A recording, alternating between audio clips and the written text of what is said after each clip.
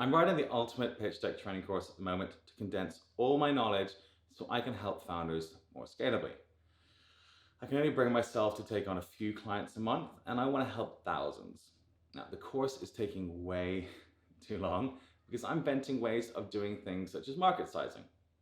Now, to show an example of what is possible with founders, I set myself a challenge. I'm going to write a deck following my step-by-step methodology, which I'm going to teach in my course or use with my clients, and I made a deck in just 4 hours. I mean, from writing a narrative to literally designing the deck. I mean, start to end. Now, I randomly picked Uber because, well, they're famous and everyone knows them. I did rip off a lot of their content and I did basically zero research. So most of the graphs, numbers in there are total BS. Um, so I'm not the founder, so I only know so much. Anyway, just to give context, here's an example of me making a perfect pitch deck in 4 hours. I'm going to take you through it briefly. Okay, guys, let's have a quick look at the original UberCab pitch deck. So we can see what a tagline, cars and app. Okay, it's fine. Next generation car service. Don't really know what that means. Cabs in 2008. I mean, the titles just generally are rubbish. They don't tell you what the actual point is. Lots of bullet points into some random erroneous picture of it. And we've got, again, rubbish titles, more bullet points. Suddenly something's in green, which presumably is not going to be the same in the rest of the deck. Chart that's basically impossible to read, maybe copy and paste, but pretty rubbish. Sources in here, it should be down the bottom instead.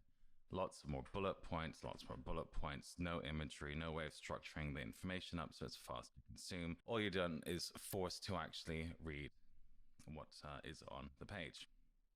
Again, more bullet points. Here, okay, we're showing something to do with apps. We've got images for the first time, but what's the point?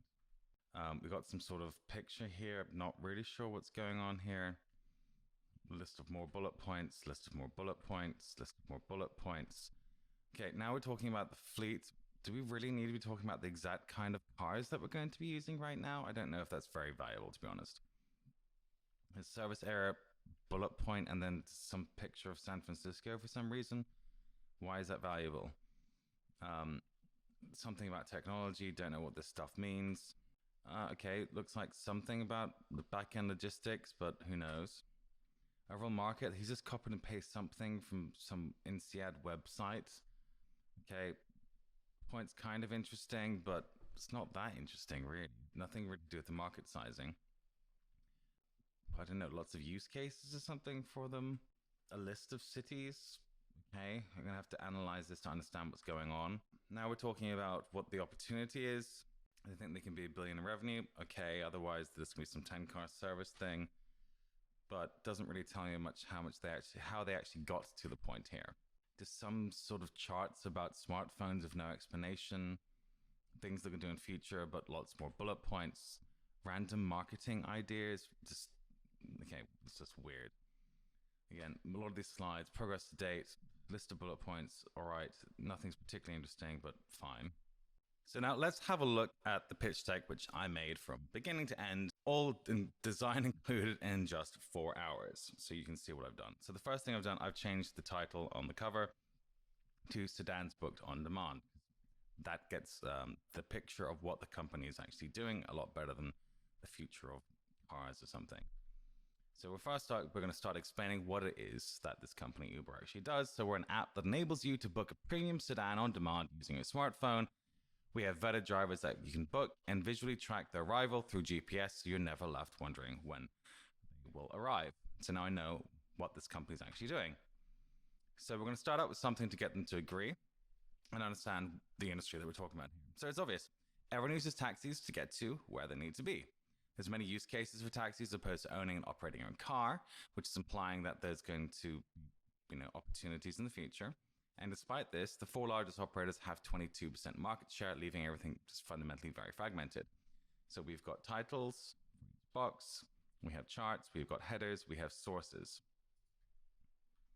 Again, structured headings. But if you want to get a cab, you either wave in the street or call an aging dispatch system. And then we'll explain again what the point is I'm trying to make, and then show that there are 3 ways of doing it with use of imagery, and then categorizing things with headers, then quick bullet points, all supporting the statements that we're making. And then using some of the information that was on one slide, what I've done is categorize things, show them current, the expectation, the conflict that's happening between them, and explain that the experience is not what people expect these days and why. Then we say, well, why is it like this? Well, the system is structurally stuck due to medallions. They cost and they encourage poor service. So restricted supply, lack of availability, low income drivers, no incentive nor accountability to improve the service. Why? Well, tax monopolies reduce service quality. We use the graphs purposefully to keep the lines looking slow and boring and try and keep the axes similar so there's consistency. Again, headers, we've got wherever the hell they got it from as sources. Now we know that the world is stuck and there's a reason for it. There's an opportunity. So smartphone tech can now enable GPS location and digital hailing to book taxis. So penetration now is 17%, and it'll hit 65% in 4 years. So I'm describing what's happening here. Also here, our GPS and algorithms can minimize expected pickup times given the hour of week and weather traffic conditions. And I just ripped that off from the graph to try and make some more meaning as to what that actual graph meant. So there's an opportunity, but right now there's no alternative in the market, which is actually smartphone powered, which is obviously the key thing that Uber is bringing in here. So I designed some axes between manual, digital booking, high quality or variable quality. We've got taxis or helicopters and sedans, or you've got little yellow cabs. And then we're positioning ourselves here, where frankly there's no other competition because no one else is doing this. And then I'm asserting that there's other industries yet to be digitalized offering opportunity to expand, which is basically UberX in the future anyway. So now getting to where you want to be could be so much more seamless. You pay with the credit card, you wouldn't worry about the exact change. You have rated quality drivers, quality, eco-friendly, mentioning the stuff about the cars without having to have a whole slide on it. And then we're mapping out auto payment, fast pickup, eco-friendly, great rated drivers, GPS enabled pickup. And these are the key things that you'd want to have to solve it. And that actually just turns out what Uber's doing. And I've got the team, which I try to figure out what the most impressive things I can find for them around the period of time when they actually joined to make them look as impressive as possible, and mention that they've got a history of working together, which is what investors would like to see. Now we're getting into the second part of our deck, which is the execution section, and we're explaining how Uber works really simply. Our product is designed to make it incredibly easy to get to where you need to be. So you have one click, nearest car is routed, track it on the map, and there's automate payment, right? So I don't have to explain everything about the product, but I'm explaining it very easily. And if they want to know more, we can do a demo, we can do whatever, but you kind of know what's going on now, right? Now, how do we make money? Well, our focus is actually right now is on building liquidity of the drivers and users and then charging rate on these trips. But in future, we're going to add 2 additional services, which will expand our revenue through differential pricing for services. So we'll start out, all the money is just going to be charging 30% of the rider cost.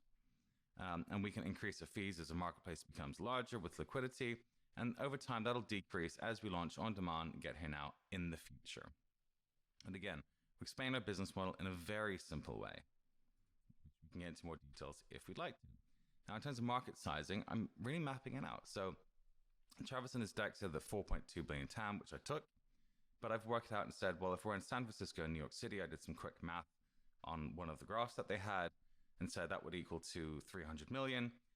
We would then expand to the most attractive cities, which I've made up to be, these 6 ones here, and did some calculations to see that calculation would be 2.1. And then ultimately, we want to target the whole market of America, which is 4.2 billion, apparently. So that's our market sizing. Now, in terms of defensibility, most people don't really have defensibility. So a slide that I invented is this flywheel, where as we get faster service users, we get better service quality, which attracts more users and more drivers, which get us faster users. Let me explain how that works. So we're going to create a flywheel, and that's going to show how our business is defensible and going to be amazing. In terms of traction to date, Uber hadn't actually done very much. They had a list of bullet points, which I've turned into something a little bit more structured and hopefully easier to read.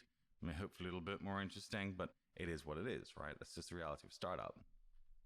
But I've called it the foundations have been laid to prepare for launch. I know some city launches from Uber from back in the day, so I know what they actually did, launching parties. On the other hand, we know that limited companies are underutilized with some underutilization rate. You see, I've got numbers everywhere that I can.